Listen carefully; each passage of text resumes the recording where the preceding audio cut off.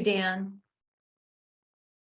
Today, I'm going to start by disclosing something personal about myself.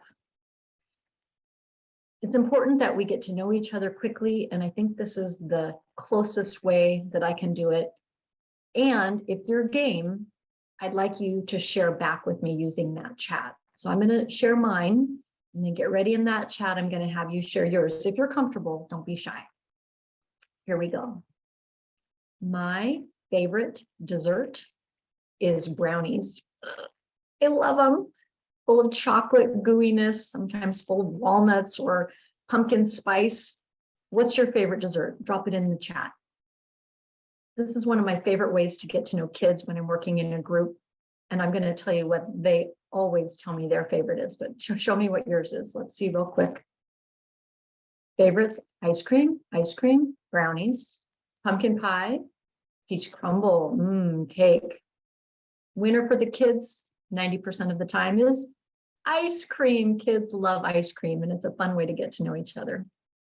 I also love business. I've been an entrepreneur my whole life, from my dance and event business 20 years ago to retail antique store with my husband, and I just love working in small business settings. I also love reading. I like books. I particularly like to read young adult fiction, or that middle grade reader, that 4th, 5th, 6th, 7th grade books. Those are fun for me. It's so much fun to think like a kid and learn. And so I took those 3 things, brownies, business, and books, and I wrote a book. And here it is. It's called Kat Casey Turns Brownies into a Business.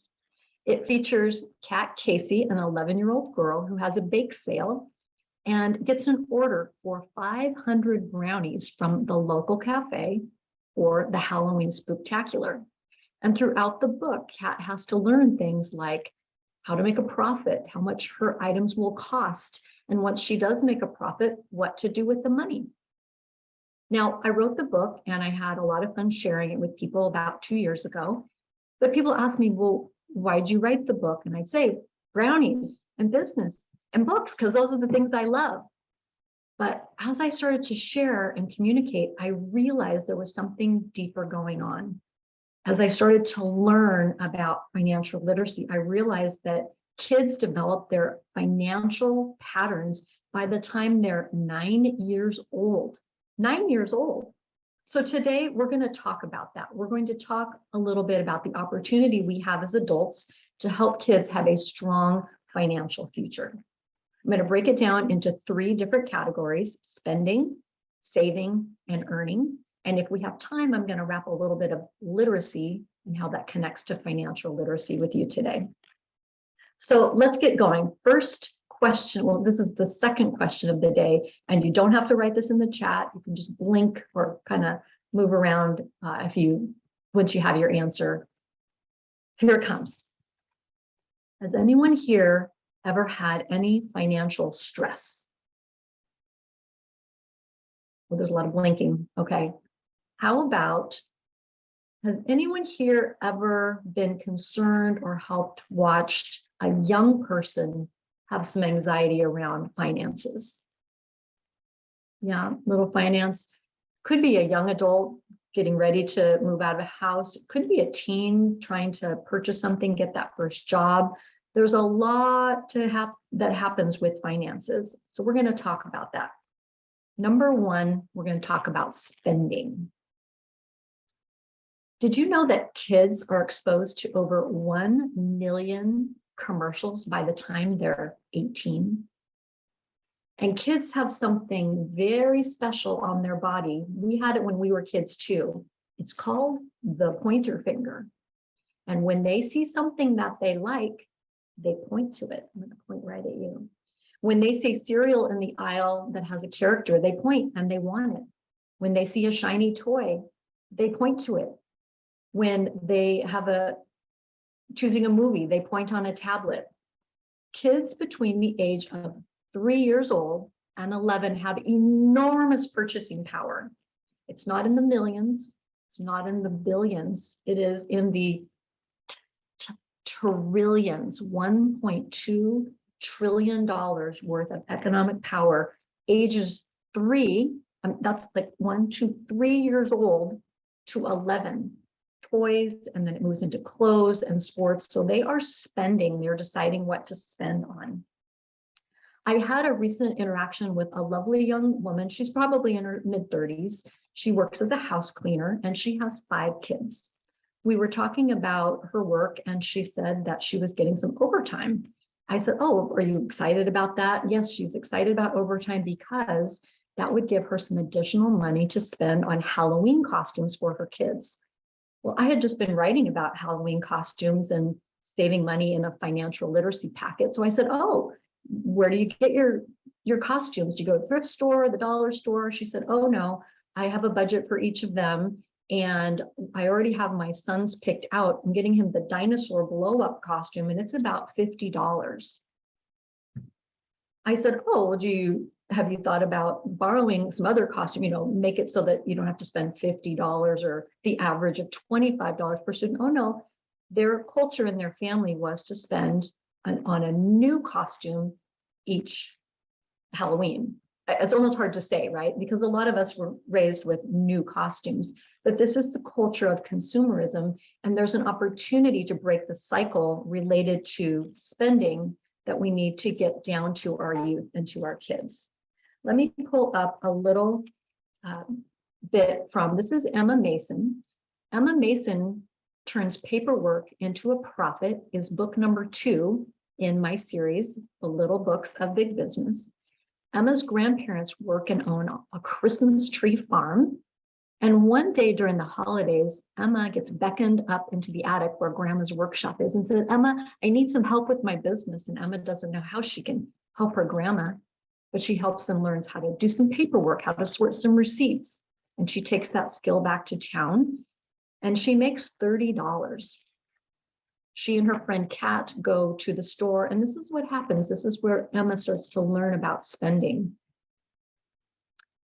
While we walked through the store, I stopped when I saw the coziest yellow bathrobe. I took the bathrobe off the hanger and put it on over my sweater. The tag on the sleeve said it was on sale for $15 and the slippers were another $10. You know, Kat, I said, I just got paid $30 for my work. I think I'm going to buy myself this robe and slippers. It sure is soft, said Kat, but you might want to think about the opportunity cost before you buy them. I looked at her blankly. The opportunity cost? What's that? Well, it's looking at what other opportunities you have to spend money on. If you don't spend it on the robe and slippers, what else could you buy? Those are little anecdotes woven right into the stories that make it fun and sweet, like brownies and ice cream, but it's a learning opportunity. I'm going to fast forward into earning. Earning is one of the greatest antidotes to spending. When we earn a little bit, we have a little more care about that money. I have 2 more books. This is Max. Max takes on a pet project. There's his dog, Sammy the Smart, and his cat, Bandit. And he makes money by helping work with pets. And this is Nick. He becomes a handyman and apprentice carpenter.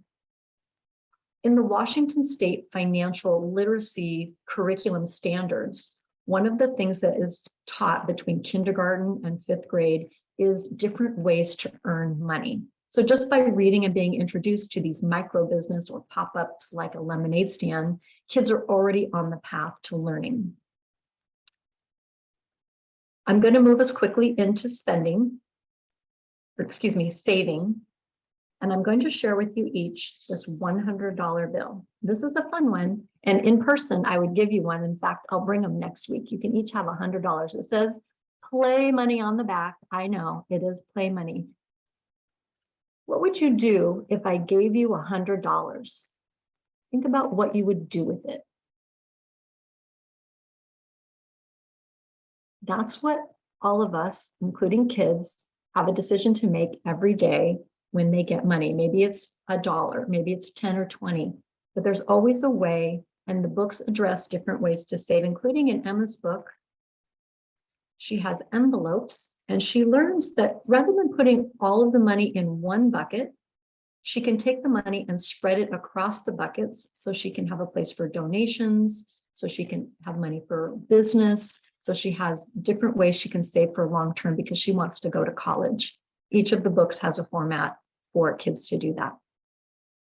In conclusion, I'm going to give us a little bit of details about literacy. I have learned that literacy is one of the keys to unlocking financial literacy. Pull up my statistics here. At a level 0 to 1 reading proficiency, the average income earner makes $34,000 a year. Bumping them up one level to level 2 will increase their earning potential to $48,000. And by bringing them up to level 3, which is finally above basic literacy level, that moves them into $63,000 per year. So literacy and learning about finances through some fun, gooey brownies wrapped up with a little ice cream and then sent through an opportunity cost. Those are ways that we're impacting our kids. If you would like to impact someone in your neighborhood, I encourage you to pay cash when you have something done so that they can separate and learn about it in their lives. I invite you to hire kids, to talk to kids, having conversations about that magic finger and spending is a way that we start to transform our children into financially literate adults. Back to you, Dan.